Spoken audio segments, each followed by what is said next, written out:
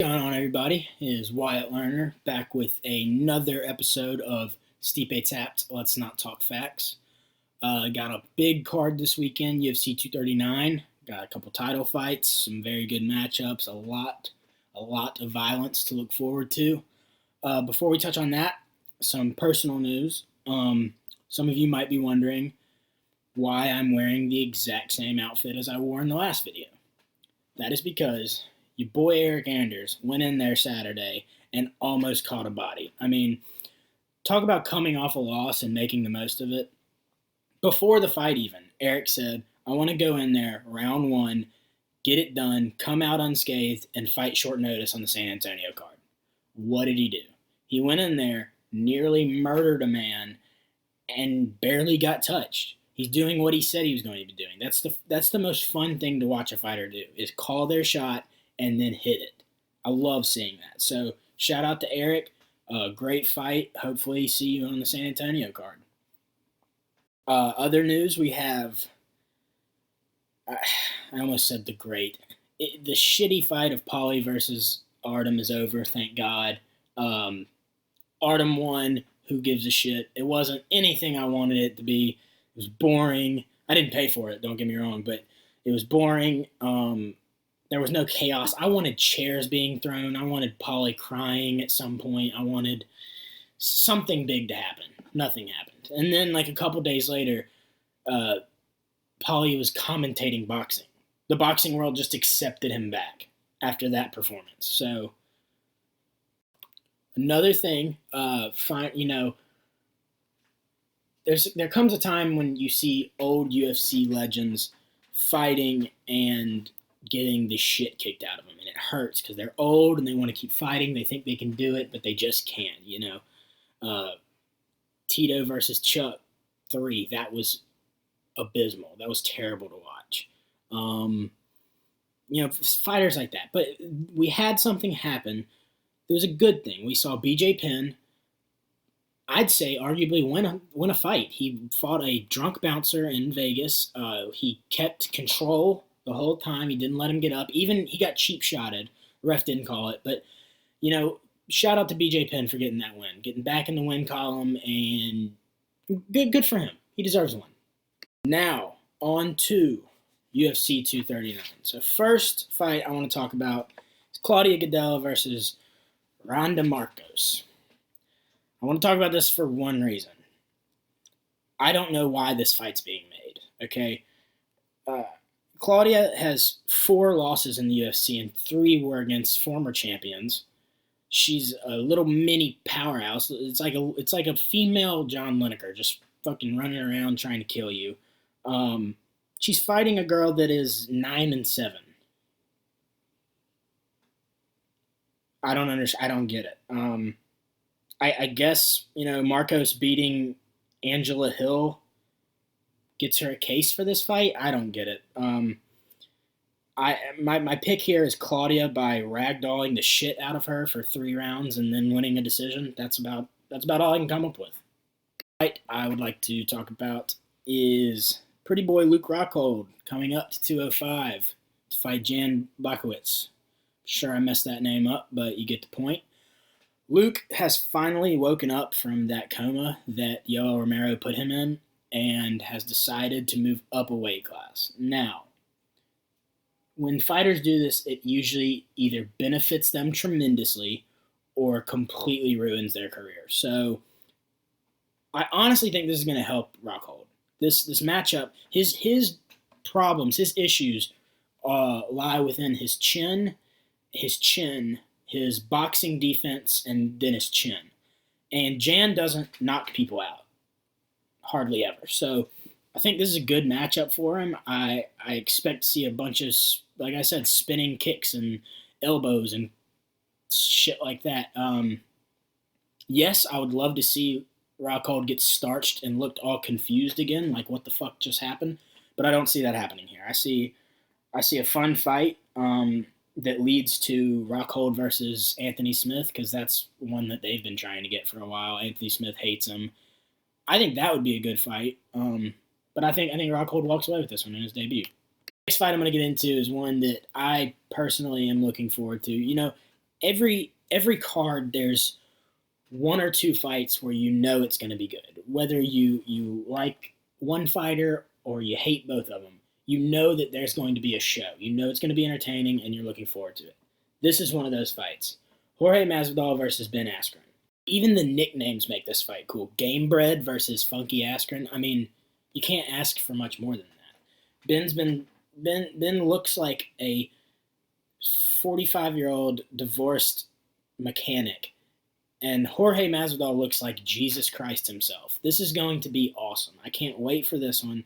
I truly don't know what's going to happen. I would say always bet on the wrestler, but Masvidal's awesome. He's been the man since he was knocking people out in Dada's backyard in Florida before he got into the UFC, when it was just bare knuckle boxing. What makes this one so hard to call, especially from, a fan perspective, I like both these guys. I don't know. Like I said, I don't know what's going to happen.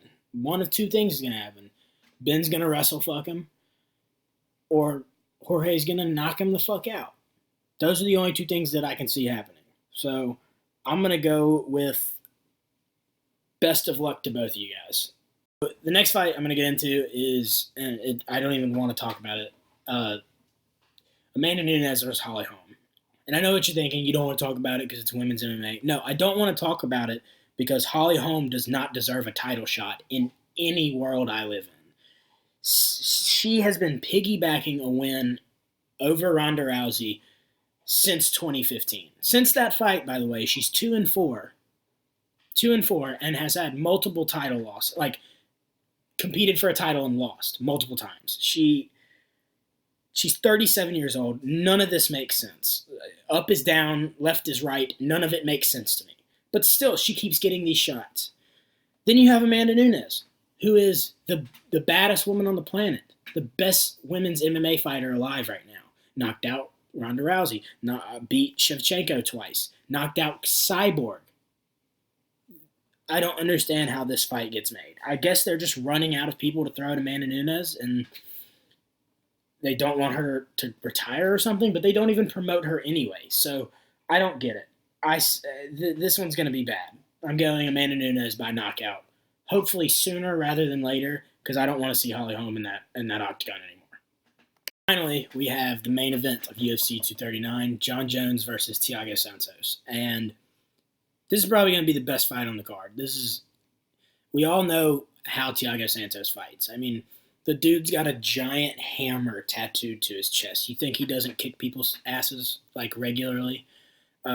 He's gonna run at you. He's gonna hit you as hard as humanly possible.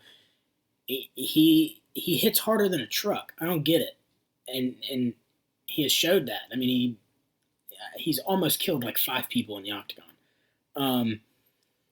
This is a very interesting matchup because Jon Jones is obviously pound for pound best fighter alive. We all know what he's capable of. We all know he's dominant nearly everywhere. We all know he's a cheater and whatever. But this is going to be a good fight.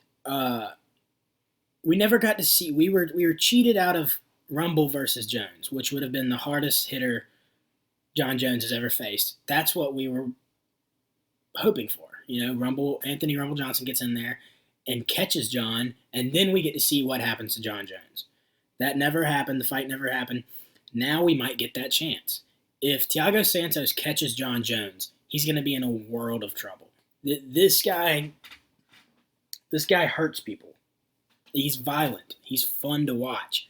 I mean, that fight he had with Jimmy Manuwa was one of the most fun fights I've ever watched. There was no stopping. It was just punches and kicks and elbows and you could hear every single punch connect. That's what you want to watch. That's the kind of fight I want to watch. I want to hear it. I don't need for Joe DC and fucking Dominic Cruz telling me how hard he's getting hit. I want to hear him hit him. That's what I want. And every time Thiago Santos fights, you hear his hits, you hear his kicks, you hear everything. This is going to be a great test. He's a huge underdog. Santos is like plus 600 something. I don't know. I wanna play devil's advocate. I want to say Santos goes in there and catches him because even Thiago said this in an interview the other day. He said, he looks like he's not worried about me. He looks like he's on. He's already thinking about the next one, which he's already been talking about. They ask him every single interview, "Are you going to fight DC again?" Well, I'll do it at heavyweight. He's trying to promote a fight that's not happening instead of promoting this fight. That's leaves a little room for error. I mean, this is not a guy to be playing with. This isn't, no disrespect to Anthony Smith, but Anthony Smith was never going to just come out and knock John Jones out. Thiago Santos might do it. I'm not saying he's going to do it. Don't jump all over me. I'm just saying, no, you know what? Fuck it. I'm going to say it. Thiago Santos is going to be the one Saturday night, UFC 239. He's going to starch John Jones. Boom. I'm going to regret that pick, aren't I? I don't care if I regret it. I don't care.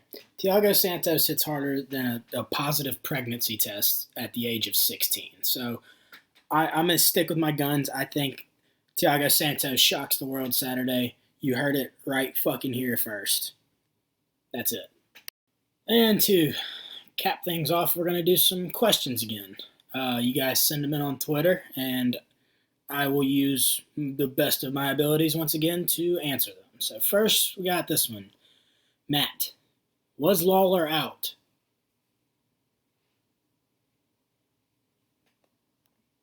Yeah. Question makes a lot more sense. My boy Tom here. Where do you think Ngannou goes after this? Hypothetically, if he gets the winner of Stipe versus Cormier and becomes champ, do you see anyone who you think would be an able challenger? Very good question, Tom. I do see some people. A lot of people say John Jones would be a great fight for him. I don't see that. Ngannou is quite easily the scariest human, or at least human athlete on the planet right now. I don't think there's a sum of money that you could give me to get punched in the face by him. But if we're going to be honest, I see three